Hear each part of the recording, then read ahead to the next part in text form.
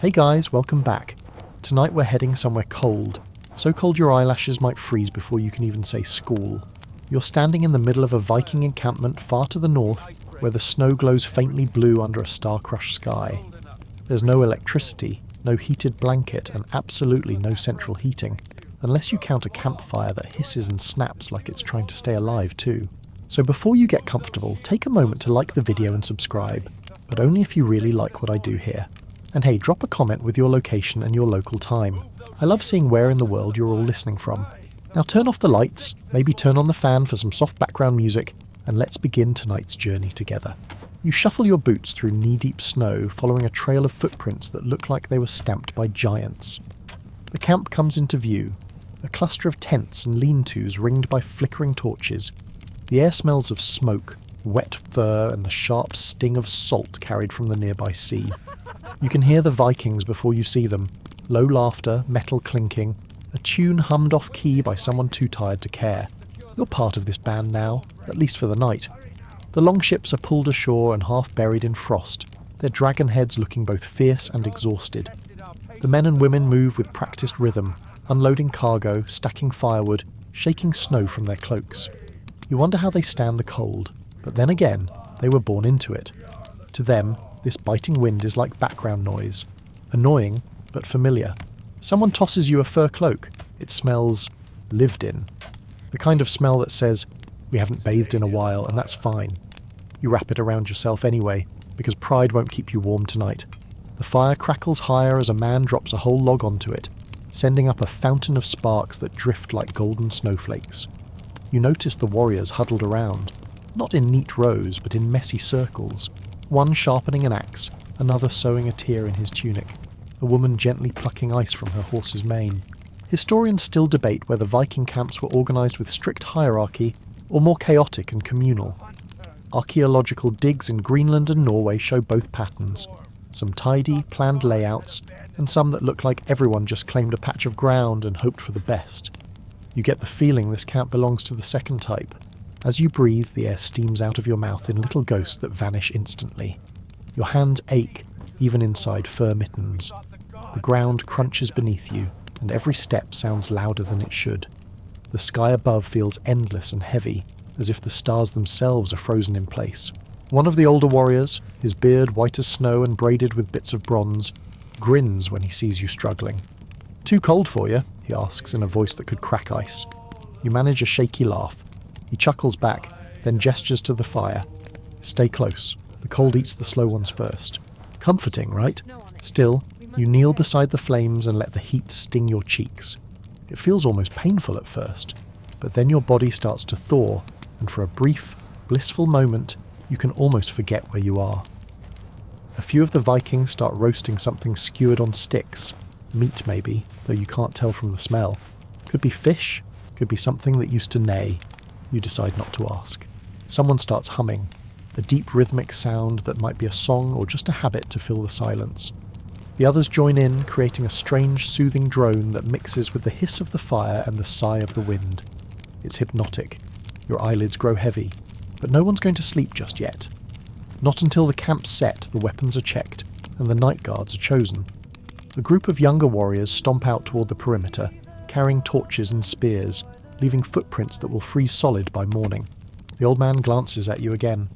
"You'll learn to love the cold," he says. "It keeps you awake, keeps you ready." He grins. "And besides, the cold never killed anyone who knew how to keep a fire lit." You nod like that makes perfect sense. But as another gust of wind cuts through your cloak, you start to suspect that's not entirely true. Later, when the fire burns lower and the laughter fades, you hear the world around you in sharper focus. The crack of ice shifting on the fjord, the creak of wooden shields hung to dry, the faint moan of the wind wrapping around tents. Somewhere out there, a wolf howls and the sound rolls across the snow like thunder. You pull your cloak tighter. Your breath fogs again, and you watch it twist upward, merging with the smoke. This camp is alive in its own strange way, breathing, sighing, dreaming through the night. You wonder if you'll sleep at all tonight, or if you'll just sit here until dawn, half frozen, half awed, trying to imagine what kind of people could thrive in a place where even the air bites back. Then again, maybe that's exactly what makes them Vikings. You wake up, or at least you think you do, It's hard to tell in the dim half-light of dawn. The fire's died down to red coals that pulse like a heartbeat under the ash. The camp's still except for the sound of a horse shaking off frost. You stretch, feeling the stiffness in your back from sleeping on something that might generously be called ground. Around you, the other Vikings are stirring. They move slowly, not because they're lazy, but because everything, every joint, every strap of leather, every frozen rope, takes twice the effort in the cold. One man mutters something about the gods testing his patience. Another replies that Thor can keep his test to himself this morning. The cold has that effect. It makes everyone just a little bit honest. The warriors begin their morning ritual, if you can call it that. Stomping feet, checking gear, poking at the fire until it grudgingly flares up again. You're supposed to help build a shelter, but you have no idea how. Luckily, they've got it down to an art form. You follow as a small group walks a little way from camp to find a flat patch of ground. The snow here is knee-deep and powdery, glittering in the pale light. One of the women, broad-shouldered, practical, uses a shovel made from a split plank to dig out a shallow pit. The others bring over long branches stripped of bark, laying them in a rough frame like ribs of a beast. Within minutes you can actually see it forming, a makeshift hut. Furs and hides are thrown over the top, then weighed down with snow to keep out the wind. You half expect it to collapse, but the snow hardens quickly, sealing everything tight. It's a Viking version of insulation, centuries before anyone used the word. Historians still debate whether Vikings regularly built snow shelters during winter campaigns or preferred tents of woven wool and wood. Archaeological evidence from sites like Lonceau Meadows in Newfoundland suggests both. The structures found there had turf walls, part house, part fortification, and surprisingly warm for their simplicity. The older man from last night joins you, dropping a bundle of reindeer hides at your feet. Roof first, sleep second, he grumbles. Remember that. You help him lift the hides into place, and soon the inside starts to feel, well, not warm, but less fatal. You crawl inside, ducking under the low entrance. It's cramped and smells like wet fur and smoke, but at least there's no wind. Someone set a tiny fire pit in the centre, just enough to make the air tolerable. Smoke curls toward a small hole in the roof, escaping like it's in a hurry to leave. You sit down on a pelt that feels both rough and strangely comforting. The walls shimmer faintly from the frost that's melted and refrozen. You can hear muffled sounds outside, the crunch of boots, the thump of logs, the faint jangle of chainmail. One warrior crawls in beside you holding a slab of dried fish. He tears it in half and hands you a piece. "Breakfast," he says, chewing like it's the most normal thing in the world. You nod and take a bite. It tastes like salt and regret. He laughs when he sees your face. "Better once you've lost feeling in your tongue," he jokes. You manage a laugh back. It helps. The hut fills slowly with more warriors until you're packed shoulder to shoulder. Someone's melting snow in a small iron pot, turning it into warm water that smells faintly of ash. They pass it around carefully. You sip and nearly sigh. It's not coffee, but it might as well be. You study the way they sit, close together, using their own body heat to trap warmth. There's no sense of personal space, not because they lack manners, but because out here, warmth is worth more than pride. One of the women reaches up and adjusts the hide near the entrance. "Too loose," she mutters. "Wind'll find its way in." You can't help but admire it. The way everything they do is both brutal and beautiful. The same hands that can swing an axe through armour can also knot a rope or weave a sealskin cover with delicate precision. Someone mentions a storm coming in from the north. A younger man swears under his breath, but the older one just shrugs. "We've slept through worse," he says. "Snow can't kill what it can't find." Another joke ripples through the group. "Unless it's Olaf's cooking again." Everyone laughs, even Olaf, who rolls his eyes and stirs the pot like he's plotting revenge by seasoning. The mood stays easy, even as the temperature drops. You realise this is part of their strength. The ability to find humour when the world gives them every reason not to. Outside, the snow starts to fall again, thick and silent. The world narrows to the warm orange glow of your little shelter. You can hear the wind howling, but it feels far away now, like a memory. As the day fades, someone begins to hum. A low tune, rhythmic, almost like the sound of the sea against a hull. You've heard it before, maybe last night, maybe 100 years ago. You can't tell anymore. You close your eyes and imagine what this would have looked like centuries ago. A dozen small huts glowing like embers across a white wasteland, each one holding stories, laughter, and exhaustion. The Vikings didn't just conquer lands, they conquered the elements, one snow-packed shelter at a time. You breathe deeply, feeling the warmth on your face and the bite of the cold still on your back. It's an odd balance, like living on the edge of two worlds, the living and the frozen. As you start to drift, you catch one last glimpse of the sky through the smoke hole. A grey that promises more snow, more challenge, and somehow, more life. Maybe the cold doesn't kill you if you learn to build around it. Maybe it teaches you to survive in spite of it. The first thing you feel when you wake is the weight. Not emotional weight, though that's coming, but literal weight. Layers upon layers of wool, fur and leather pressing down like a sleepy bear hug you didn't agree to. You blink through the dim light leaking in through the roof hole and realise you're buried under what might be the Viking equivalent of a weighted blanket. Only, instead of anxiety relief, it's for not dying of hypothermia. You sit up slowly, every muscle protesting. Your breath fogs in front of you, curling like smoke. The inside of the shelter smells faintly of sweat, soot and animal fat. A perfume no one's bottling anytime soon. You shift the heavy reindeer hide off your shoulders and instantly the cold slaps you across the face like, "Miss me?" Vikings didn't have the luxury of comfort, but they were masters of warmth. You notice how everyone around you is layered. Wool closest to the skin, then fur, then a cloak of heavy leather or even seal skin. Each layer traps air, creating tiny pockets of insulation. Science before science. Historians still debate how effective these layers were in the harshest winters. Some argue that Viking clothing rivaled modern Arctic gear in insulation. Others think it was sheer toughness, and a lot of mead-fueled optimism. Either way, you can't help but admire their system, and wish you had an electric blanket hidden somewhere under all this history. One of the warriors, still wrapped like a burrito, grunts and rolls over. "Cold," he mumbles without opening his eyes. You answer with a sound somewhere between yeah and please end me. He chuckles and mutters, "Good. You're still alive then." You laugh, sort of. He's right. The cold has a strange way of reminding you that you exist. Every breath, every movement, even the ache in your toes, it all says, "Hey, you're still here." As the others begin stirring, you watch them dress with quiet precision. Their underlayers are thick woven wool, probably scratchy enough to double as an exfoliant. Over that goes tunic and trousers of coarser wool, then furs, fox, bear or reindeer. The outermost layer, often leather, blocks the wind, and for sleeping they never really took it all off. Instead they loosened belts, maybe kicked off boots, but stayed cocooned in their gear. You try to copy the layering trick. Wool shirt, fur vest, then your borrowed cloak. It's bulky, sure, but somehow it feels safe, like armour against the world itself. Someone slides over a bowl of porridge, thick, grey, and looking suspiciously like cement. "Breakfast," they say cheerfully. You take a bite. It's surprisingly decent, tasting of oats, and maybe a hint of smoked fat. "Keeps you warm," the cook says proudly. "And regular." Great. Just what you needed. A Viking dietary update. A few warriors start checking each other's boots.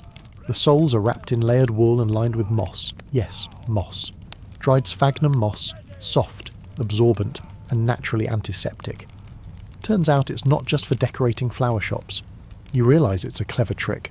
It keeps their feet dry, the true enemy of warmth. Outside, the camp hums to life again.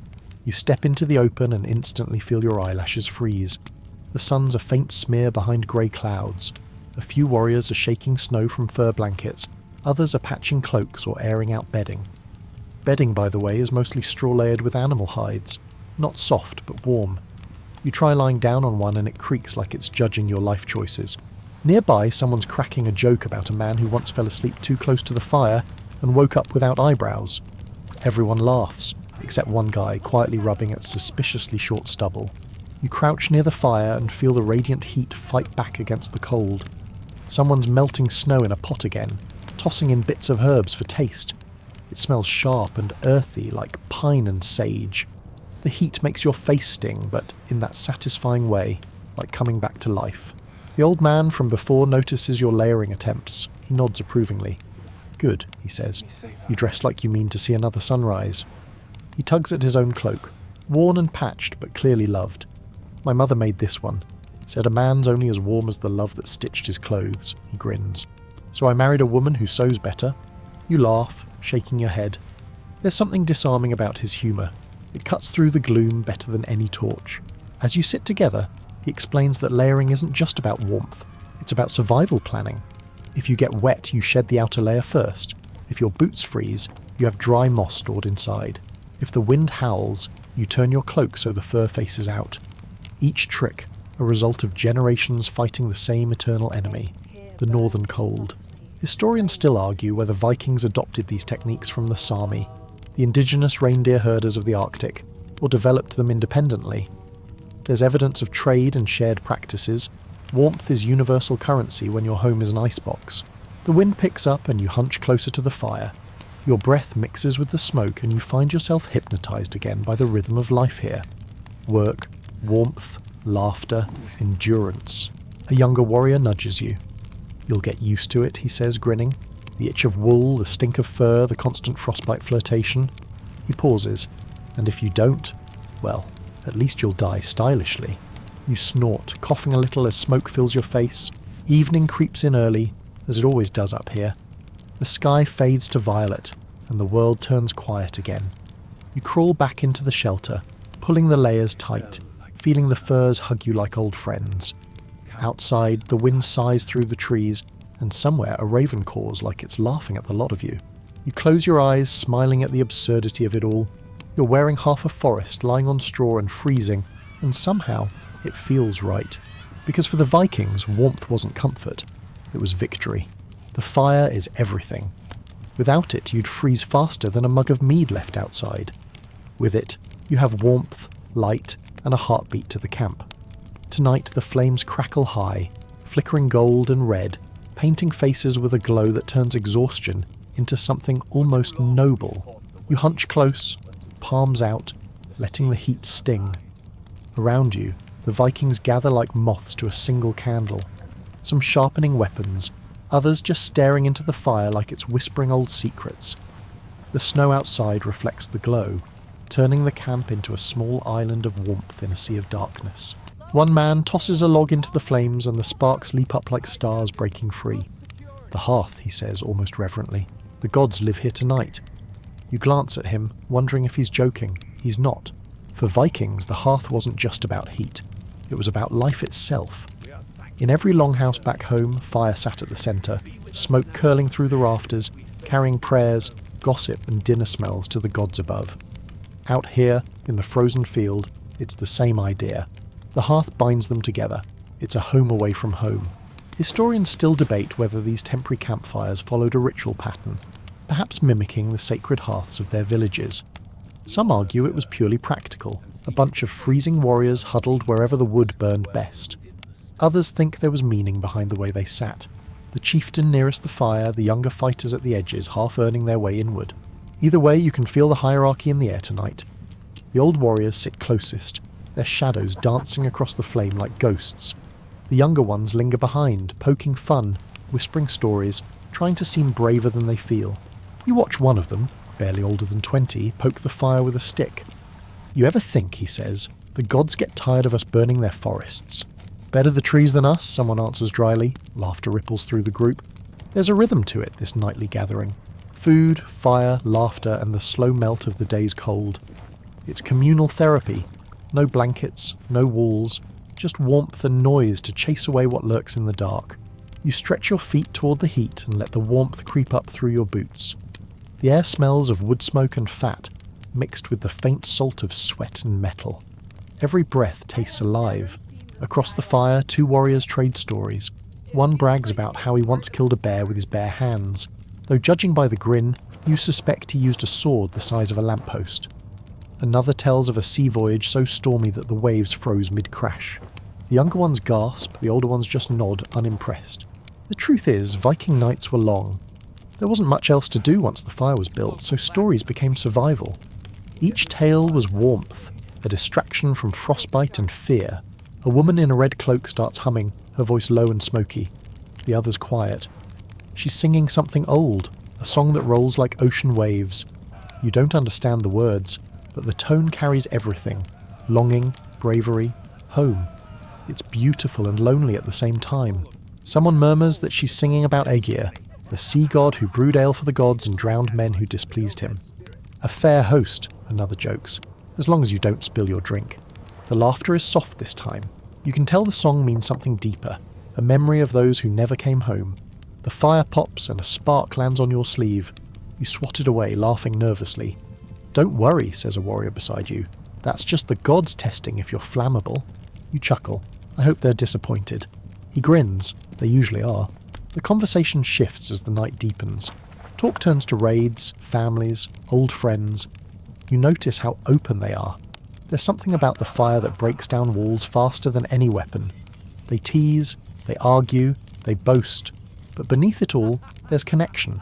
One of them holds up his hands, palms scarred and cracked. "See these? Frostbite last winter. Couldn't hold a sword for weeks," he shrugs. "Still here, though." He laughs softly, but there's pride there. You realise then that this nightly ritual isn't just comfort. It's proof of resilience. Every night they gather, every story told, every laugh shared. It's defiance against the cold, against the dark, against the long silence waiting just outside the fire's reach. Historians still debate whether Vikings saw fire as purely divine or simply necessary. Archaeological sites reveal small personal hearths beside larger communal ones, suggesting that even in group life, individuals sought their own small flame, a piece of warmth they could call theirs. You stare into the fire again, letting its rhythm hypnotise you. The flames twist, orange and blue, shadows flickering like dancing spirits. You almost think you see faces in them, warriors long gone, watching, nodding, as if to say, "You're doing it right." A log collapses inward, sending up a burst of sparks that float into the dark. Someone jokes that those sparks are tiny souls racing toward Valhalla. Another replies, "Then Valhalla must be overcrowded by now." The laughter fades into quiet again. The fire murmurs, the wind sighs, and for a long moment there's peace. You glance up and see the aurora spilling faintly across the sky. Green, ghostly ribbons swaying above the frozen world. It's so unreal it makes your chest ache. You wonder if the Vikings saw this too, centuries ago, sitting by fires like this one. They probably thought it was the gods watching, or the souls of warriors dancing. Maybe they were right. The warmth finally seeps deep enough to relax your shoulders. You breathe in smoke, cold air, and something older than both. And as you settle closer to the fire, your eyes heavy, you realise that for the Vikings, the hearth wasn't just where they cooked or talked. It was where they remembered who they were. The fire burns low again. You're lying close to it, curled in your fur cloak, half awake, half dreaming. The snow outside hushes the world into silence. All you hear is the slow crackle of wood and the rhythmic snore of the man beside you. A snore so loud you suspect it's doubling as a bear deterrent. Sleep doesn't come easy out here. Not for you, not for them. Vikings didn't have the luxury of 8 hours uninterrupted. Their nights were broken. 2, sometimes 3 rounds of sleep, each split by waking periods. Historians call it segmented sleep. You might call it never catching a break. You roll over, trying to find a spot where your hip doesn't jab into a frozen lump of earth. It's not happening. Someone shifts nearby, muttering in Old Norse, probably cursing the cold or asking Odin for a better mattress. The air inside the hut is thick and smoky, warm near the ground but icy near the ceiling. Every exhale clouds the space. You tug your cloak higher, covering your nose, but the wool scratches like an over-affectionate cat. You think of your soft pillow back home, then realise that in this world softness is suspicious. Soft means weak, and weak doesn't last long in a Viking winter. A hand reaches out from the shadows, tossing a log into the dying coals. The light flares, revealing faces half lit in orange and black. Everyone looks older in this light, every scar deeper, every line carved by years of wind and war. You close your eyes again, drifting somewhere between waking and dreams. And that's when it happens, the dreams. They come vivid, loud, like someone's unrolling a saga inside your skull. You see the sea, endless and dark, filled with serpent shapes under the ice. You see a burning village, torches reflected in wet eyes.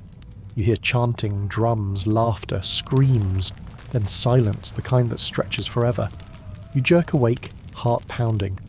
For a moment you can't tell if the dream's still happening. Someone nearby mumbles something about frost forming inside the hut, and a few others grumble, pulling cloaks tighter. No one else seems disturbed. Maybe they've all dreamed like this before. You lie back down, staring at the roof. Your breath fogs up the same spot over and over. You start to wonder what Viking dreams were made of. Surely battle and blood, but also home. The farms, the children, the endless horizon of their fjords, maybe even warmth itself. Historians still debate whether Viking warriors suffered from what we'd now call trauma, or if their culture normalised it so much that nightmares became a kind of badge of honour. Old Norse sagas mention dreams often, sometimes prophetic, sometimes terrifying. For these men and women, the line between dream and omen blurred like snow in the wind. A woman across the hut shifts, muttering something about her brother appearing in a dream, warning her of an ambush. The others nod solemnly. To them, dreams aren't just dreams. They're conversations with gods or ghosts. You can almost believe it in this eerie half-light. You glance around. One man sleeps sitting up, axe across his lap. Another's curled like a child using his arm as a pillow. A pair of warriors share a blanket back to back for warmth. No one here sleeps deeply. Not because they're not tired, but because rest is a risk. In enemy territory, sleep's as dangerous as a dull blade. Still, exhaustion wins eventually. Your body gives in. Your breathing slows and you start to fade again, the line between real and unreal thinning like the fire's glow. In your dream, you're walking across the ice. The stars above ripple like northern lights, and you hear distant horns calling through the cold. Shadows move ahead, familiar shapes, the old warrior, the woman in the red cloak, even Olaf with his terrible cooking jokes. They wave you forward, laughing, fearless. You follow, stepping into the same endless whiteness they've crossed 100 times before. Then, crack. The sound of splitting ice. The dream shatters. You gasp and wake again, heart hammering, sweat cold on your forehead. Someone beside you groans and mutters, "Bad dreams." You nod, wiping your face. "Good," he says, rolling over. Means the gods are watching. Comforting in a terrifying sort of way. You lie there listening to the camp breathe. The sound is steady, rhythmic. Someone snores again. Someone else coughs. Outside, the wind moans against the hides, and you can almost hear voices in it. The whispers of those lost in snow long ago. You pull your cloak tighter, trying to hold on to the warmth, but your mind drifts again to the idea of Viking exhaustion. These people spent their days hauling gear, chopping wood, fighting, hunting, building. Their bodies were engines of endurance, but their sleep, short, uneasy, constantly interrupted by duty or danger. Historians still argue over whether Viking warriors truly rested during campaigns. Some think they rotated in short shifts, others that adrenaline alone carried them through nights. You, at this point, would kill for a nap long enough to dream of absolutely nothing. You turn over again and catch the faint glimmer of dawn leaking through a gap in the wall. The first light touches the faces around you, men and women with frost on their beards and lashes, their breath puffing in soft clouds. Somehow, they still look peaceful. You realise something as you watch them. Maybe sleep wasn't about comfort for the Vikings. It was about surrender. A brief, fragile truce with the world. A moment when even warriors had to let go, trusting their fire, their friends, their gods. Outside, the wind shifts. The fire pops once more, scattering tiny sparks that drift up and vanish. You close your eyes, letting the sound lull you back. And just before sleep takes you again, you smile at the absurd thought that somewhere, Odin's keeping a tally of how many times you've hit snooze on destiny tonight. The morning passes in a blur of chores, snow scraped away, logs chopped, weapons checked, and before you know it, twilight returns. You're back by the fire again, surrounded by a circle of tired faces. But tonight, something's different. There's a hush in the air, a kind of expectant calm that feels almost sacred. Then someone clears his throat and the first notes of a song drift into the frozen dark. You've heard Viking songs before, loud, boastful drinking chants meant to scare the silence away. But this isn't that. This one is softer, almost gentle. The voice is rough from wind and smoke, but there's melody there, weaving through the firelight. A few others join in, their tones overlapping like waves breaking on a rocky shore. You lean in closer, curious. The words are in Old Norse, but you can catch their rhythm, the beat of oars, the crash of waves, the rise and fall of breath. It's a lullaby of sorts, a battle lullaby. The man singing leads with a deep, mournful tone. Something about a warrior crossing the sea of stars to meet his ancestors. Someone else adds harmony. The effect is mesmerizing.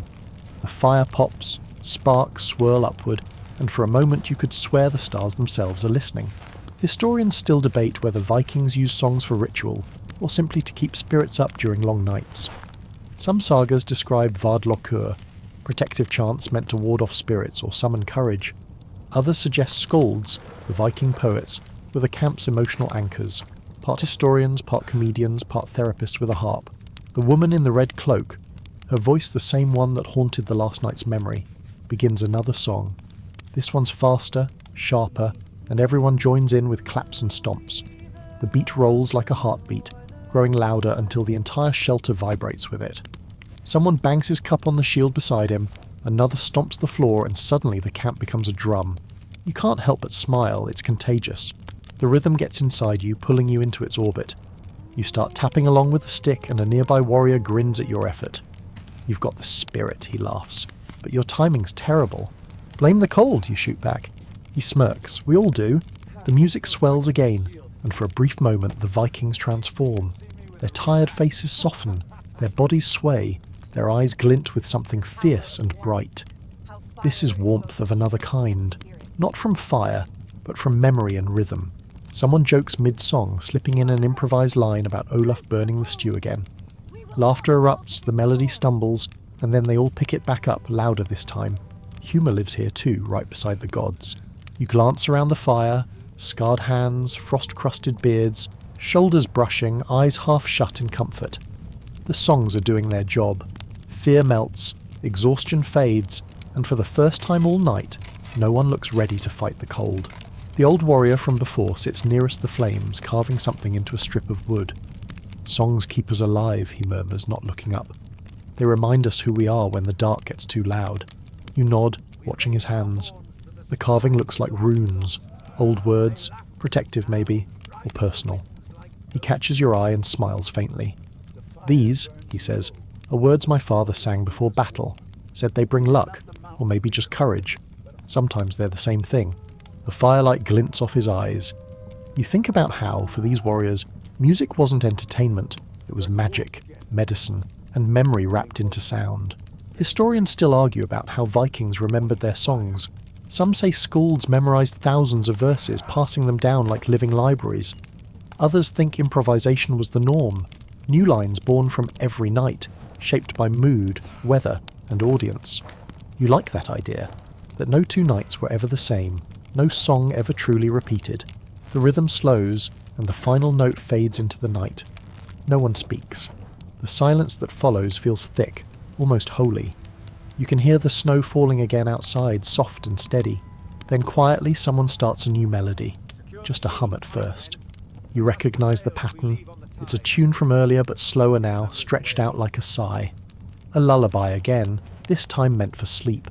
The old man leans back, eyes closed, humming along. This one, he whispers, is for those who didn't make it home. The words settle like dust. No one interrupts. Even the crackling fire seems to soften its voice. You feel it in your chest, the ache of distance, loss and pride all braided together. You imagine those nights centuries ago, warriors far from home, lying under the same stars, singing themselves to sleep not out of comfort, but remembrance. Maybe that's what makes these songs timeless. They're both shields and confessions. Your eyelids grow heavy. The voices fade to murmurs, the fire dimming to embers. The last sound you hear before drifting off is that soft hum, wrapping around you like warmth itself. You think of how strange it is that in a camp full of weapons and warriors, the gentlest thing, the song, is the strongest defense of all. Then sleep takes you, steady and slow, like falling into a story that never truly ends. When you wake again, it's to a sound that's not the wind. A low, throaty growl drifts in from somewhere beyond the firelight, deep enough to rattle your bones. You blink in the dim orange glow and realise half the camp is already awake. Warriors are sitting up, reaching for weapons in that eerie, silent way of people who've done this too many times before. The night outside is still black and endless. A few torches flare, lighting the snow in trembling circles of gold. The growl comes again, closer this time. You can tell it's not human, but what it is you're not sure. Wolf? Bear? Something else with too many teeth and bad intentions? You follow one of the guards toward the sound, your boots crunching on snow. The air feels sharper, the cold biting deeper now that sleep's worn off. You reach the edge of the camp, and there they are. The night sentries, cloaked and silent, eyes reflecting torchlight like glass. The old warrior from before nods to you. "Wolves," he says simply. "They're curious tonight." The faint outline of movement shifts near the tree line, shadows gliding just beyond the edge of firelight. You count 3, maybe 4 shapes. They don't attack, not yet, just watching. "Don't worry," another guard murmurs. "They're the same ones that watched last night. They're smart, smarter than most men I know." He grins, though his hand stays tight on his spear. You glance around and realise something. This camp never fully sleeps. At any given time, someone's awake, pacing the perimeter, feeding the fire, listening to the dark. The Vikings' survival wasn't just brute strength, it was vigilance. Historians still debate how Viking camps structured their night watches. Some accounts suggest strict rotations, 2 awake, the rest sleeping in shifts. Others claim the strongest warriors stayed up voluntarily, half because of pride, half because of mistrust. Either way, someone always kept an eye on the dark.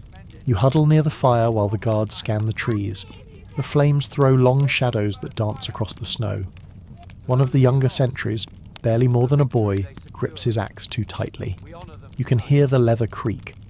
"First watch," you whisper. He nods, his breath misting. "I thought wolves would look smaller." You chuckle softly. "They never do." A low laugh comes from another guard. "Don't worry," he says. "They'll leave us alone. We taste too much like salt and regret. Even in danger, humor's still alive out here." You realise it's not carelessness, it's armour. Laughter breaks the tension, pushes back the dark. The old man motions for everyone to ease up. The wolves have moved off again, their eyes vanishing into the trees. The camp exhales collectively, and you feel your shoulders relax for the first time in minutes. "See?" the older warrior murmurs. "They're just like us, hungry, cold, and hoping tonight's not the night they die." You watch the horizon where they disappeared. The forest is silent again, but not empty. You can feel it, the wild, patient waiting. The guards settle back into their rhythm. One tends the fire, another walks the outer ring, boots crunching in steady beats. You stay close to the warmth, watching how methodical it all is.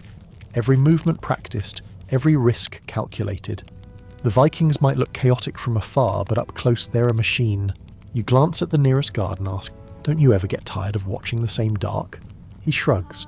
"It's never the same. Some nights you see lights on the horizon.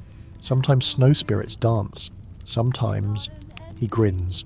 "Nothing at all, and that's when you start thinking too much. You know that feeling? The dark invites thoughts you'd rather not have. Maybe that's why they sing, drink and joke, to fill the silence before it fills them." A gust of wind cuts through the camp, snuffing out one of the torches. Instantly someone relights it. The discipline is instinctive. You realise how fragile their bubble of safety really is. Just a few feet beyond the circle of light, the unknown waits. Historians still argue whether Viking warriors feared the night or embraced it. Some writings suggest they saw darkness as a realm of spirits and tests, a divine trial of endurance. Others think they were simply too practical to romanticize it. You, standing here in the cold with your heart still racing, suspect it was both. The shift changes near midnight. 2 new guards rise quietly, shaking snow off their cloaks, trading nods with the ones stepping down. You watch the system unfold with seamless precision. There's no spoken schedule, no written rule, just an unspoken understanding that everyone carries the weight of the camp's survival. You take a step closer to the fire and realise how deeply this warmth connects you all. Without it, you're just shadows waiting to freeze. With it, you're a tribe. The old man sits beside you again, poking at the flames with a stick. "When I was young," he says, "I thought guard duty was punishment. Now I know it's the only time I get to think without someone snoring in my ear." You laugh softly and he smirks. "Besides," he adds, "you see things. The sky, the snow, the way the light bends when the gods are bored."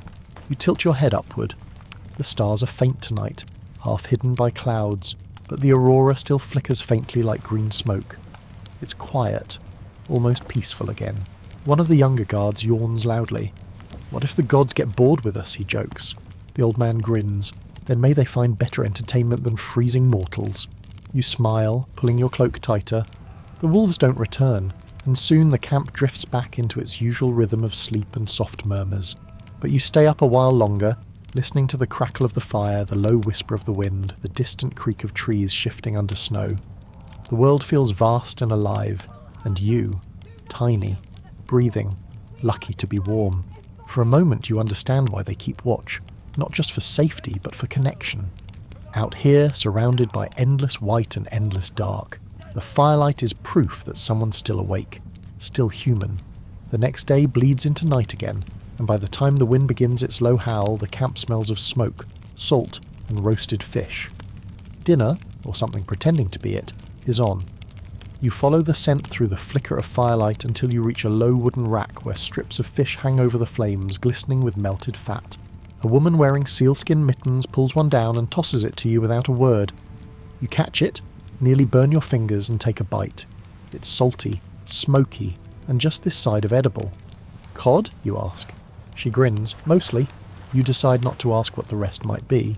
The Vikings' meals weren't feasts every night, especially not during winter campaigns.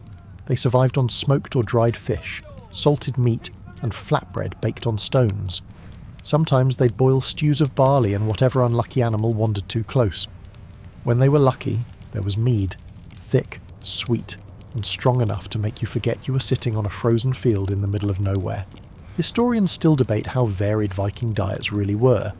Excavations of camps show everything from herring bones to wild boar tusks, suggesting both improvisation and surprising abundance. It depended on where they camped and who had a good throwing arm that week. Tonight's meal is humble: fish, barley mash, and a few roasted roots that might once have been turnips, or just really determined rocks. You sit cross-legged by the fire, trying not to think about seasoning. A man across from you slurps his stew loudly and sighs with satisfaction. "Better than last night," he declares. Another raises an eyebrow. "Last night you ate half-burned bread." He grins. "Exactly." Laughter ripples around the circle. You find yourself laughing too. Maybe it's hunger, or maybe this kind of shared suffering just makes everything funny.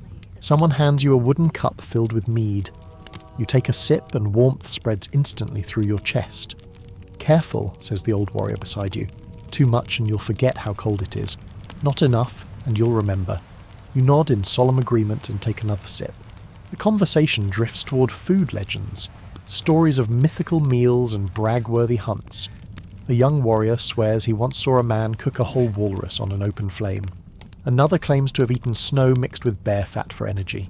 Someone else jokes, "Olaf's made worse." Poor Olaf. Wherever he is, you hope he's not actually cooking. The woman in the red cloak starts telling a story as the group eats. Her voice is slow and lilting, words rolling like waves. "There was once a warrior," she says, "who ate seal liver every night before battle. He said it made him fearless. When he died, they say even the ravens wouldn't eat his heart, it tasted too brave." Everyone chuckles, some nervously. It's half a joke, half an omen. You look around and realise how ritualistic these meals are. Not grand, but grounding. Food isn't just fuel. It's a reason to gather, to talk, to laugh. In this freezing world, it's the closest thing they have to warmth beyond fire. Historians still debate whether mealtime held spiritual significance for Vikings. Some suggest the first bite was always offered to the gods, while others think practicality ruled. No one wasted food when snow was knee-deep and supplies thin. But you can tell there's something reverent in the way they eat. The quiet before the first bite, the clink of wooden bowls like a small prayer. The old warrior finishes his meal and starts cleaning his knife with a strip of snow. "Food keeps the body warm," he says, "but stories keep the soul awake. Especially after that fish," someone mutters, earning another round of laughter. As the mead flows, so do the stories. Raids, storms, hunts gone wrong and right. You notice how memory gets warmer as the cup's empty. Everyone's a hero tonight, and the cold can't touch them. You sip slower now, just watching. The firelight flickers across faces painted with soot and reflection. Someone hums softly, another drums a rhythm on the side of a barrel. The snow outside piles higher, but inside the camp, it feels like the world's heart still beats. Then a moment of quiet falls. One of the younger warriors, voice a little slurred, says, "Sometimes I dream of bread. Just warm bread. No frost on it, no smoke, no salt. Just soft." No one laughs this time. They all know that dream. The kind that tastes like home. You think of the Viking farms, fields under summer sun, the smell of grain, the laughter of families untouched by war. These warriors carry that memory like a secret flame, tucked deep beneath the armour and ice. Maybe that's what keeps them moving. The thought of a meal that doesn't taste like survival. Outside, the wind picks up again, rattling the hides that form your shelter walls. Someone tosses another log on the fire and sparks leap up, chasing the sound. The camp feels smaller suddenly, more fragile, but also more human. The woman in the red cloak raises her cup. To warmth, she says softly, and to the fire that lives in our bellies. Everyone raises theirs in reply, even you. To warmth, you echo. The mead burns pleasantly down your throat. For a moment the fire blazes brighter, reflecting in a dozen tired eyes. The world beyond the flames could be ending, and it wouldn't matter. This circle of light, laughter, and food is enough. As you settle back, your stomach full, your head light, you realise how survival isn't just about fighting the cold or finding shelter. It's about moments like this, the ones where warmth isn't something you chase, but something you share. Someone cracks one last joke about how Olaf's stew could kill a troll, and the laughter rings out again, defiant and bright. The sound drifts into the night, and even the wind seems to pause to listen. You close your eyes, smiling, and think that maybe, just maybe, you're finally starting to understand what it means to eat like a Viking. You wake again sometime in the middle of the night. The fire has burned down to embers, red coals breathing slowly like the last heartbeat of the camp. The others are asleep, or pretending to be, their shapes hunched under cloaks and fur. You can hear the faint jingle of metal, and when you shift, something cold brushes your wrist. A blade. You look around and notice every single person, every man, woman, and even the kid who couldn't grow a beard yet, has their weapon within arm's reach. Axes, swords, sea axes, spears, every shape of steel you can imagine, all gleaming faintly in the low light. It's not for show, it's habit. You glance down at the small dagger someone lent you earlier. It's nothing fancy, bone handle, worn leather sheath, but holding it suddenly feels like part of a ritual. You tuck it close, under your arm, and instantly understand the strange comfort of sleeping armed. Historians still debate whether Vikings actually slept with weapons in hand or simply nearby. Some sagas describe warriors gripping their swords even in dreams, while others suggest that the more experienced ones rested their blades just far enough away to avoid stabbing themselves in their sleep. Practicality versus paranoia, both make sense. A faint metallic clink draws your attention. The old warrior, the one with the beard like a frostbitten tree, is sitting up checking the edge of his axe. Can't trust the night, he murmurs, or the people in it. You half smile. Paranoid? He grins. Alive? There's something in his tone that freezes your reply. You realise he's not talking about wolves anymore. He goes back to polishing, the blade catching the dull glow of the coals. You never know, he continues softly. If tomorrow's battle finds you before you find it, better to be ready, even in dreams. You lie back down, your heart uneasy but your body heavy. The dagger's weight against your side is both a reassurance and a reminder. Peace here is always temporary.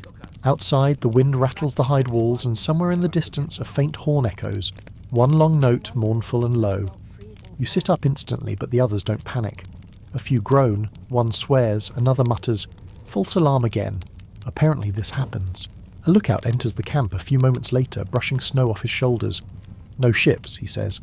Just ice cracking. Sounds travel far tonight. Relief spreads in silence. The fire's stirred back to life, a few warriors roll over and go back to snoring, and you find yourself laughing quietly at your own racing pulse. First time's always the worst, says a voice beside you. It's the woman in the red cloak again, sitting cross-legged, her hair braided in silver strands. She's holding a short sword on her knees.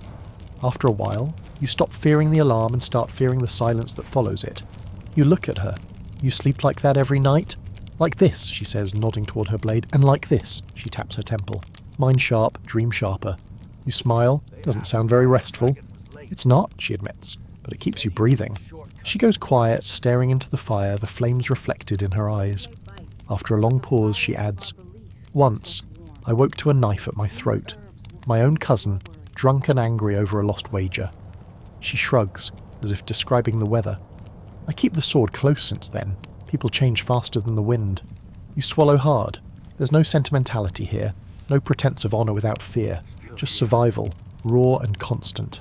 Historians still argue about Viking loyalty, whether the legendary bonds of brotherhood were as strong as the sagas claim, or whether betrayal and power struggles were more common than the stories admit. Judging by the blade in her lap, you suspect the truth sits somewhere in between. The fire crackles again, brighter now. She leans closer and asks, You ever notice how the fire sounds different when it's about to die? You tilt your head, listening. The pops are sharper, quicker, like tiny warnings. That's how a camp sounds before battle, she whispers. Tense, loud, alive.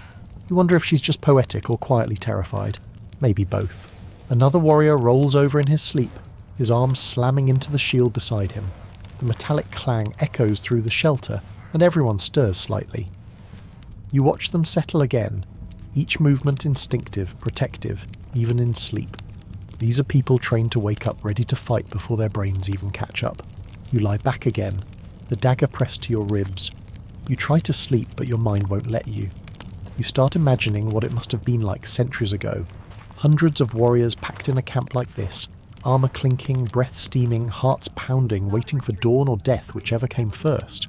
And still, they found time to laugh, to sing, to tell stories about burnt fish and jealous gods. That's the part that gets you. The old warrior finally lies down, axe still in his grip, and mutters, "If anyone steals my breakfast, I'll haunt them." Someone nearby groans, "You already do." Laughter bubbles softly through the camp again, half awake, half delirious. The tension fades, replaced by something lighter, almost warm. You close your eyes and try to drift. The weight of the dagger against your chest is strangely comforting now, like a heartbeat you can control. In your mind, you hear the whisper of steel and the crackle of fire blending together. A lullaby only Vikings could sleep to. It's not peace, exactly, but it's theirs.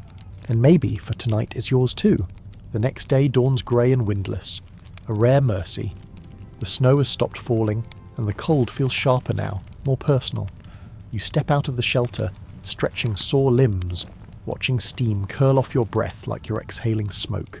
The camp looks almost peaceful. A few warriors are walking to the frozen river, axes in hand, chopping holes in the ice for water. Others are mending torn cloaks or rubbing oil into their weapons to keep rust at bay. It's all practical, rhythmic, unremarkable, and yet beneath it you sense something larger, dense. There's a small cluster gathered near a flat stone. They're not working or laughing. They're kneeling. You approach quietly. A woman is drawing something in the snow. A symbol, looping and precise. A hammer shape, maybe, or a spiral. Around it, others murmur in low voices. You can't catch all the words, but you hear names. Odin, Thor, Freya, spoken with a mix of reverence and exhaustion. This is their morning ritual, a moment to ask for protection, for warmth, for survival. Historians still debate what Viking faith looked like outside temples and festivals. In battle camps like this, belief wasn't about grandeur, it was about endurance. They didn't need priests, they needed reassurance. A few whispered words, a mark in the snow, a drink poured into the fire. You kneel a few steps away, not wanting to intrude, but one of them, an older woman with hair white as frost, motions you closer. "You're here," she says simply, "so you're part of it." She hands you a small cup filled with dark liquid. Mead, maybe, or something stronger. "For warmth," she says. "For the gods, if they're listening." You take a sip and the burn hits immediately, spreading through your chest like sunlight under skin.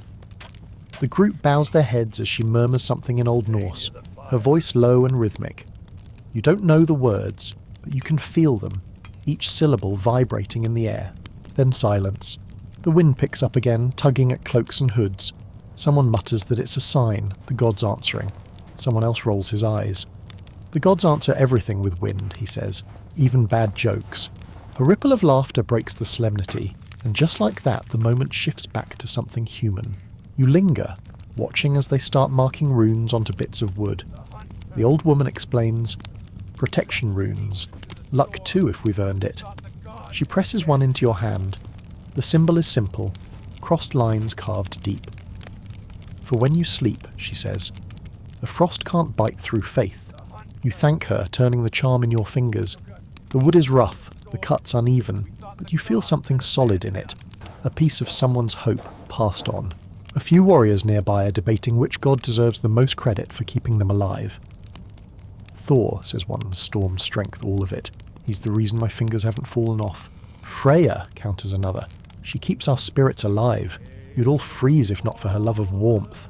"Loki," says a third, grinning, "because someone's got to explain why my tent collapsed twice." They all laugh. You can't help but join in. It's faith with a sense of humour, equal parts devotion and disbelief. Historians still argue whether the Vikings truly feared their gods, or just respected them like unpredictable family members. You get the feeling it's a bit of both. They prayed for mercy, but they also joked about divine mischief. You imagine Odin somewhere, smirking into his mead, amused at it all. Later, as the group disperses, the old woman from before begins humming softly. A tune you half recognise from the nights around the fire. You realise the songs and prayers blur together here. Both are ways of reaching out to something beyond the cold, whether that's gods, ghosts, or memory. You walk with her back toward camp. "Do you ever stop believing?" you ask quietly. She looks at you, eyes bright beneath frost-white lashes. "Stop believing?" She shakes her head. "No, some nights I forget to remember, that's all." The simplicity of it stings in the best way. You sit by the fire again, rubbing the rune between your palms. It feels warm now, though you know that's impossible. You glance at the sky, grey clouds slowly parting to reveal slivers of pale blue. For a moment, it almost feels like spring. Almost. One of the warriors notices you studying the charm. "Careful," he says. "Too much faith, and you'll start seeing signs in your stew." You grin. "Wouldn't be the worst thing I've eaten here." He laughs, tossing another log onto the fire. "Then may the gods season it for you." The flames leap higher, and for a brief, quiet second, everyone just watches. The fire reflects in their eyes, a dozen tiny suns burning against the ice. It's not ceremony. It's survival disguised as belief. You realise then how faith works out here. It isn't about temples or sermons. It's about the invisible thread that ties people together when the world could kill them at any moment. Faith isn't about certainty. It's about choosing to light another fire again and again, even when you know the wind might blow it out. The old woman nods toward the flames, almost to herself. "Cold and gods," she says softly. "Both test us. Both remind us what we are." You don't ask what that means. You just watch the sparks drift upward until they vanish into the grey, and you think maybe, just maybe, that's the point. The fire is burning low again by the time the women return from the edge of camp. You watch them from your seat near the coals, bundled in cloaks, cheeks pink from the wind, their arms full of firewood, water skins and bundles of herbs. They move with a rhythm that's almost musical. Work, pass, tie, repeat. If the men are the noise of this camp, the women are its heartbeat. One of them, the red-cloaked singer, drops her load beside the hearth and stretches her arms with a groan. "The river's freezing faster every hour," she says. "Tomorrow we'll have to cut through with axes again." Another woman laughs, brushing snow from her braids. "At least it'll keep the men busy before they start arguing about who snores louder." You smile. The camp feels warmer when they're back, less like a battlefield, more like a home that just happens to have weapons leaning against the door. Historians still debate how much authority Viking women had in the field. Some insist they were rare, the famous shield maidens more legend than fact. Others point to burials filled with weapons, to sagas where women commanded ships or ruled farms while their husbands fought abroad. Here, in this moment, you don't need an argument. You can see it. These women don't just survive the cold, they master it. The red-cloaked woman kneels by the fire, checking a small clay pot. Inside, fat and herbs are melting together, the smell sharp and earthy. "Seal oil," she says, noticing your curiosity. "Good for the skin, better for the leather." She dips a rag in and begins rubbing it into her boots. If the cold gets in through your feet, you're finished. You look around and realise that every detail of their work, drying herbs, scraping hides, mending seams, is a kind of quiet defence against the frozen world. The men may wield the axes, but the women keep the camp alive long enough for anyone to swing one. A young boy, 10 maybe, rushes past carrying a bundle of sticks twice his height. One of the women grabs him playfully. "Slow down, little wolf, you'll break your neck." He wriggles free, laughing, and disappears into another shelter. You catch the way she watches him go, eyes soft, then steals her face again. Even here, tenderness survives, just buried under layers of frost and duty. Someone hands you a bowl of stew, thick, fragrant, richer than usual. "She made it," says the man beside you, nodding toward the red-cloaked woman. "Better than Olaf's disasters." You grin, tasting it. It's good. Savoury, smoky, with a sweetness that lingers. "What's in it?" you ask. She smirks. "Secrets." "Probably seal," mutters another warrior. "Or reindeer. Or Olaf's pride." Laughter ripples again, soft and genuine. You can feel the difference in the air. Tonight isn't about vigilance or ritual. It's about rest, in the smallest, simplest ways. The women talk while they work, telling stories that weave humour with warning. Tales of love spells gone wrong, of ghosts that warm your bed just to steal your breath. You ask if they believe those stories. The red-cloaked woman shrugs. Believe? Maybe. But fear keeps people careful. The cold doesn't care if you're man or woman. It just waits for mistakes. One of the older women chuckles, and mistakes usually start with men. Even the warriors laugh at that. Historians still discuss whether Viking women joined their husbands on campaigns or stayed behind. Evidence from burials in England, Ireland, and even along the Volga suggests that many did travel. Traders, healers, wives, warriors. The line between roles was thinner than most imagine. Here you can see how that fluidity keeps them alive. Everyone fights, just not always with blades. The red-cloaked woman unwraps a bundle of herbs and tosses some onto the fire. The smoke changes instantly, smelling of pine and something floral. Keeps insects away, she says, then adds with a sly grin, and bad spirits too if you're polite. You inhale deeply. The scent is calming, almost hypnotic. The camp seems softer through the haze. Does it work, you ask? She shrugs. We're still here, aren't we? Outside, the wind howls, testing the hides and the ropes. One of the women tightens a tent line, humming under her breath. Another feeds the fire, eyes half closed. There's grace in their movement, unhurried, deliberate, practiced by centuries of women who kept homes and armies from freezing. A younger warrior leans toward you and whispers, "They scare me more than the gods." You grin. Smart man. He nods solemnly. They made the gods, you know. Who else could? You think about that while you watch them finish their work. The sky outside glows faintly green again, the aurora creeping across the heavens like a living thing. The light spills through the cracks in the hides, painting everything inside with shifting colours. One of the women looks up, smiling. "That's Freya's cloak," she says softly. "She's watching." "Or showing off," someone else jokes. "Same thing," she replies. You sit together in the glow, the camp crackling and breathing around you. For a brief, strange moment, the world feels balanced. Men, women, fire, cold, gods and earth, all woven into one fragile rhythm. The red-cloaked woman wraps her cloak tighter and glances at you. "If you live long enough out here," she says, "you stop thinking of warmth as comfort. It's proof you're still fighting." You nod slowly. "And if you stop fighting?" She smiles sadly. "Then someone like me keeps the fire going until you find your way back." The fire pops, sparks spiralling upward. You watch them fade into the smoke, tiny lights against the dark. In this frozen world, warmth isn't just survival, it's inheritance. Passed from hand to hand, voice to voice, story to story. You pull your own cloak closer, feeling the weight of that truth settle on you like snow. Out here, everyone fights the cold, but the women, quietly and endlessly, are the ones who make sure there's something worth warming. Sleep comes late again. You lie close to the fire, the hides pulled tight around your shoulders, the rune charm still clutched in your hand. The flames flicker low, humming softly. It's quiet now, too quiet, and your thoughts drift, slow and heavy, until they start blending with something else entirely. Dreams.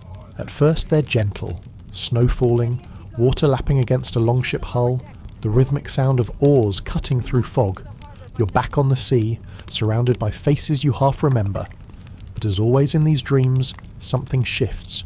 The air turns colder, thicker, and suddenly you're standing on ice that groans beneath your boots. Ahead, a figure walks away from you, cloaked and silent. You try to call out, but no sound comes. The figure turns, and you see it's you. You jolt awake, heart hammering. The fire has burned down again, only red embers glowing now. Everyone else is asleep or pretending to be. You sit up, breathing hard, feeling ridiculous but unsettled. Across the room, the red-cloaked woman is awake too. She's stirring the coals, her face soft in the glow. "Bad dreams?" she asks quietly, not even looking up. You nod. "How did you?" "Everyone has them here," she says simply. "The cold brings them." She tosses a handful of dried herbs into the embers. The smoke smells sweet this time. Juniper, maybe. "My mother said the dreams at the edge of frost are closest to the dead," she murmurs. "Sometimes they speak. Sometimes they just remind us they're watching." You shiver, and not just from the cold. Historians still debate how much stock Vikings placed in dreams. Some accounts treat them as prophecies. Odin himself was said to send visions through sleep, while others hint that they were warnings from restless spirits or memories too heavy to stay buried. Archaeologists have even found charms carved with runes for good dreams, early attempts maybe, at bedtime protection.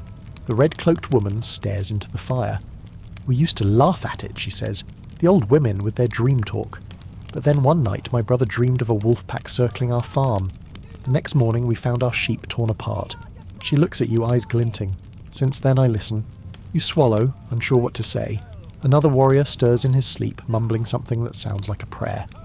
The old man with the frostbitten beard rolls over, muttering, "Tell Odin to mind his own business." The camp chuckles faintly, half-dreaming humour slipping through the dark. You lie back down, but keep your eyes open. The fire's shadows twist across the walls, shapes that look almost human. The wind moans outside, low and mournful, like a voice too tired to speak. It's easy to see how the Vikings filled the dark with stories. You remember one the old man told earlier, a tale of dreams that could predict death. If you saw your reflection sleeping beside you, he'd said, you'd wake knowing you wouldn't wake again. You'd laughed then, but now, in this thin light, it doesn't seem funny anymore. You whisper, "Do you believe the gods send these dreams?" The woman shakes her head. "No, I think the dead send them. The gods don't need to remind us of what we already know." She leans closer to the fire, eyes half closed. In the old days, we'd leave food out for them on nights like this. A bit of bread, some mead. Keep them from whispering too loud. "Does it work?" She shrugs, sometimes. You look at the small piece of fish left from dinner, then at the fire. It feels silly, but you toss it into the flames anyway. It sizzles, the smell sharp and sweet. "For whoever's listening," you murmur. The woman smiles faintly. Good. They like respect, even from strangers. Historians still argue whether the Vikings actually believed dreams connected them to the afterlife, or if it was a poetic way to understand the harshness of their world. You suspect it's both. When life and death stand side by side, you start to see meaning in every flicker of light, every whisper in the dark. The camp grows quieter. The red-cloaked woman hums softly again. That same song she sang days ago, though now it sounds sadder, slower. "It's for the ones we lose in sleep," she explains. "The ones who don't wake." You stare into the embers, the song curling around you like smoke. There's something comforting in it, even if the comfort feels borrowed. After a while, your eyelids grow heavy again. The last thing you remember is her voice fading into the wind and the faint glow of the rune still warm in your palm. In your dream this time, the figure on the ice doesn't walk away. It turns toward you, smiles, and the ice beneath your feet doesn't crack. It glows. You wake again at dawn, breath fogging in the pale light. The fire's out completely now, just grey ash and faint warmth. The woman is gone, her cloak folded neatly beside the coals. You touch the rune charm, half expecting it to be cold, but it isn't. Somehow it still holds heat. Maybe it's nothing. Or maybe it's a whisper from the dream world, a small nod from whatever waits in the frost. Either way, you take it as a good sign. The scream doesn't sound human at first. It slices through the dawn air like a blade through silk, high, sharp, and brief. You're on your feet before you even think, cloak half on, heart hammering. Outside, the world is washed in grey light and snow. Shadows rush past you, warriors grabbing weapons, shields, anything they can hold. The camp has changed. The quiet rhythm of survival is gone, replaced by the old heartbeat of battle. Someone shouts from the perimeter, "Scouts, they're here!" And the words ripple through the camp like a storm. You follow the red-cloaked woman and the old warrior to the ridge. From there, you see them. Dark shapes moving fast through the snow. Maybe a dozen, maybe more. It's hard to tell through the haze, but their movements are quick, deliberate, too organised to be wolves. "Raiders," the old man growls. "They followed us from the coast." There's no panic, just motion. Shields rise, swords unsheathed with the hiss of metal against leather. The calmness of it is terrifying in its own way. Everyone knows exactly what to do, because they've done it too many times before. Historians still debate how often Viking bands fought each other during winter campaigns. Some say these encounters were rare, too costly in the cold. Others claim rivalry was constant, small skirmishes born from pride, hunger, or just boredom. Watching the scene unfold, you believe the latter. The first clash comes sudden and brutal. Steel on steel, the grunt of impact, the cry of pain swallowed instantly by the wind. You stay low, beside the fire pit, as the camp turns into chaos. The air fills with smoke and snow kicked up by boots. The red-cloaked woman moves like water, blade flashing, cloak snapping in the wind. You can't tell if she's praying or cursing, but her voice carries through the noise like a battle hymn. The old man stands beside her, axe in both hands, laughing between strikes. "Come on then," he roars. "Let's see if you're warmer in hell." Even here, humor refuses to die. You duck as an arrow hisses past. It buries itself in a log near your shoulder, quivering. You think of running, but where would you go? The world is just white, endless and merciless. Someone yells your name, or at least something close to it, and tosses you a shield. Instinct takes over. You crouch behind it, gripping the edge tight. It's heavier than it looks, rimmed with iron and slick with frost. You can feel the shock through your arm every time something strikes nearby. The fight doesn't last long. It never does in the cold. Breath freezes, fingers slow, and the losers can't rise fast enough before the snow claims them. Within minutes, it's over. The raiders retreat, shadows dissolving into the trees. Then comes the silence, always the silence. The camp stands still again. Only the crackle of the rekindled fire and the ragged breathing of the survivors. You lower the shield, hands shaking, not from fear anymore, but adrenaline draining away. The red-cloaked woman wipes her blade on the snow and looks toward the horizon. "They'll be back," she says quietly. "They always come back." The old man laughs hoarsely. "Let them.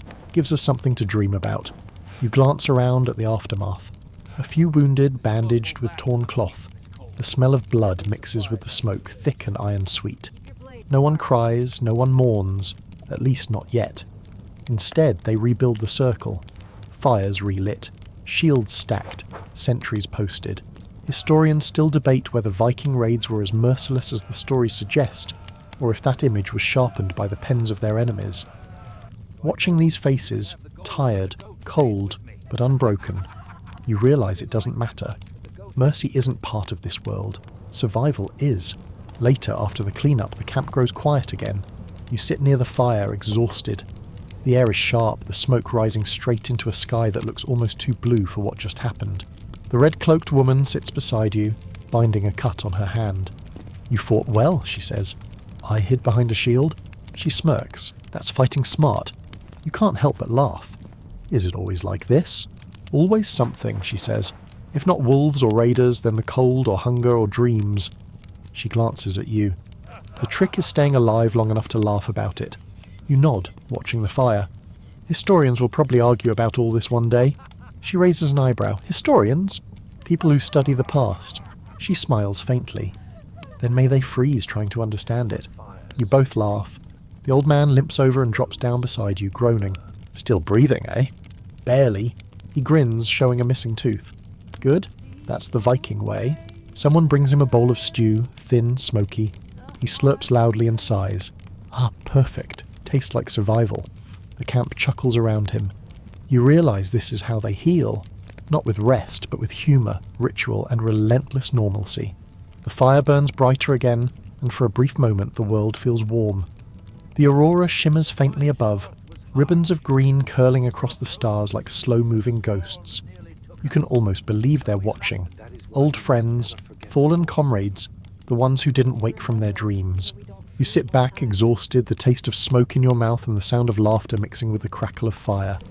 The night feels endless again, but somehow lighter, less cruel. You've seen death and lived through it, if only barely. Maybe that's all anyone here can hope for, to wake, to fight, to eat, to laugh, and to sleep again. You close your eyes, feeling the rhythm of it all, the fire, the wind, the breathing of those around you, and realise that even in frozen war camps, life insists on being beautiful. Morning comes with a cruel brightness, the kind of pale sunlight that offers no warmth, only exposure. You blink awake and find your cloak stiff with frost. Every breath feels like you're inhaling shards of glass. Around you, the camp is quiet again. Half the warriors asleep, half already up, their movements slow and deliberate. The fire's been stoked back to life, but it burns low, more for habit than heat. You crawl out from your bed of hides, your joints aching like you've aged 50 years overnight. Outside, the snow reflects the morning light so harshly that your eyes water instantly. Everywhere you look, frost clings to the world, on weapons, ropes, tents, even eyelashes. You see the old warrior thumping his boots against a rock, shaking off ice. "Armour froze again," he mutters. "It's like wearing a glacier." He holds up a breastplate, the metal rimmed with frost so thick it looks dipped in glass. "See? Battle gear of the gods," he jokes, "forged by winter itself." You laugh, breath puffing in white clouds. "How do you fight in that?" "You don't," he says. "You clank, curse, and hope the other fool's armour froze worse than yours. That earns a chuckle from the few within earshot. It's a tired kind of humour. but humour all the same. Historians still debate what Vikings did each morning during campaigns. Some say strict routines of weapon maintenance and prayer. Others suggest improvisation depending on weather and morale. Watching them now, you'd bet on the second theory. Every motion looks like a negotiation with the cold itself. The red-cloaked woman is already awake too, kneeling beside the fire, rubbing oil into a sword. The blade steams faintly where it touches the warmth. "Steel hates mornings," she says. "So do I." "Seems fair," you reply, rubbing your own hands to life. She nods toward a pile of armour pieces. "Help me with that. We'll need to loosen the straps before they freeze solid." You obey, fumbling with stiff leather bindings. The smell of oil and smoke mixes with the bitter scent of cold metal. It's strangely satisfying work. Wiping, bending, checking each piece for cracks. Every scrape, every dent tells a story. One chest plate bears a deep slash across the centre, patched with copper. Another helmet has a jagged bite missing near the rim. "Arrow," she says simply, seeing you examine it. Missed his head by a thought. You nod. "Lucky?" "No such thing," she says, "only timing." The old man joins you, rubbing his hands near the fire. In the north, luck is just what happens when the gods are distracted. You grin, then here's to keeping them busy. He laughs, a deep rasping sound that seems to thaw the air a little. A few younger warriors are scraping frost off shields, others oiling bowstrings. Every motion looks routine, but you can sense the weight of exhaustion in it. The night raid still hangs over the camp like a memory too fresh to name. Yet they move with purpose, their silence almost peaceful. One warrior tries to warm his boots near the fire only to yelp as steam rises. "Burned my soles," he cries. The old man smirks. "Better burned than frozen. At least you'll remember you have feet." "Easy for you to say," the younger man grumbles. "Yours are half wood already." "Exactly," the old man shoots back. "No feeling, no problem." The camp bursts into laughter again, short, dry, but genuine. You realise the humour isn't distraction here. It's defiance. Every joke is a way of saying, "We're still here." As the day brightens, a few of them walk to the edge of the frozen fjord. The ships rest there, half buried in snow, their dragon heads rimed in ice. They look like sleeping beasts, silent, patient, waiting for thaw. You walk out with them, boots crunching. The red-cloaked woman runs her hand along one ship's side. "We'll sail again when the water softens," she says, "if it ever does." You can see why the ships mattered so much. Out here, surrounded by endless white, they're the promise of movement, of return, of something beyond survival. Historians still argue whether Viking ships were ever used as winter shelters. Some evidence suggests they dragged them ashore and built walls around them, turning hulls into houses. Looking at the frozen wood before you, it's easy to imagine that. A long, dark womb of safety in the middle of the Arctic silence. The red-cloaked woman brushes frost from the dragon head carved at the prow. "They say each ship had a soul," she murmurs. "When a warrior died, his ship mourned him." You glance at her. "You believe that?" She smiles faintly. "I believe the things that make the cold quieter." You both stand in silence for a while, watching the ice shift and crack beneath the ship's weight. It sounds like deep breathing, the frozen sea remembering it's alive. Back in camp, someone's banging frozen armour against a stump, cursing loudly. Another laughs and shouts, "Tell it who's boss!" The first man grins. "I did. It froze my fingers for arguing." You shake your head, smiling. Even after days, or is it weeks, in this frozen wasteland, the Vikings find ways to laugh at misery. As the sun rises higher, you see everyone begin to move faster, trying to steal what little warmth daylight offers. Furs are shaken out, cloaks rewoven, weapons tested. The camp hums with small, purposeful noise. You sit near the fire again, holding your hands over the flames until you feel them sting. The air smells of smoke, iron, and a faint sweetness from someone's attempt at brewing ale in a wooden bucket. The old man offers you a sip. It's awful, but warm. "To mornings," he says, "the only proof we survived the night." You raise the cup and take another swig, coughing at the taste. "What's in this?" He grins. "Hope. And maybe that's true." You look around, the frost melting on shields, the pale sun trembling through the snow clouds, and you realise something. Morning isn't just a time of day here. It's a victory. Every dawn is proof that life has, once again, refused to quit. The fire pops, sending sparks into the air. The old man grins. "Looks like the gods are waking up." You smile. "Let's hope they're in a good mood." He chuckles. "If not, we'll remind them who lit the fire first." By the time night falls again, the camp feels different. The fire still crackles, The snow still whispers, but there's a heaviness in the air, as if the world itself is holding its breath. You sit with the others, huddled close to the flames, and realise this might be your last night in the frozen camp. Tomorrow they'll break the shelters, pack the ships, and head south towards something warmer, or at least less deadly. The old warrior sits beside you, sharpening his axe one last time. The sound is steady, rhythmic. Leaving always feels strange, he says without looking up. You spend so long trying not to die in a place that you almost start to miss it when you finally can. You nod, staring into the fire. The flames seem slower tonight, stretching taller, as if they know their time here is ending too. Around you, the camp buzzes softly with final tasks. Ropes checked, supplies bundled, shields stacked.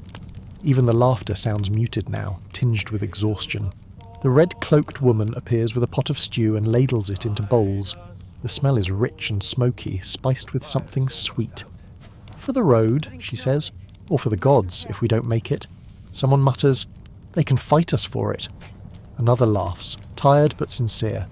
Humour never dies here, it just shivers a little. Historians still debate how Vikings ended their winter campaigns, whether they celebrated or simply endured until the thaw. Some think they performed quiet rituals of thanks before leaving, small fires and offerings for safe passage. Watching this camp tonight, you see both. Every motion, every glance toward the fire feels like goodbye. You sip the stew slowly. It tastes of salt, smoke, and something else. Something like memory. A soft wind stirs the smoke upward, and the aurora begins to bloom again across the sky. Tonight it's brighter than before, ribbons of green and violet twisting silently. The red-cloaked woman looks up, smiling faintly. "There," she whispers.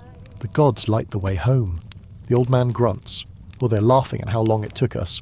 You grin. Either way, it's beautiful. He nods. Everything worth fearing is. You sit together in silence for a long while, watching the sky ripple like the surface of a dream. The fire pops softly, and sparks drift upward, mingling with the lights above until they vanish into the dark. After a time, the red-cloaked woman reaches into her cloak and pulls out a handful of small wooden runes. She passes one to each person around the fire. "For luck," she says. "For warmth when we need it most." You take yours, tracing the carved lines with your thumb. The symbol looks familiar, maybe the same as the one she gave you before. A reminder that even in a world of frost, faith can be something you hold in your hand. One by one, the warriors begin to speak. Not prayers exactly, but fragments of thought. One thanks Thor for strong arms, another Freya for soft dreams, another simply mutters, "for surviving." The old man raises his cup. "To the cold," he says. "It made us sharper." "To the fire," says another. "It kept us human." "To Olaf's cooking," someone adds, "which somehow didn't kill us." Laughter ripples through the group again, small but bright.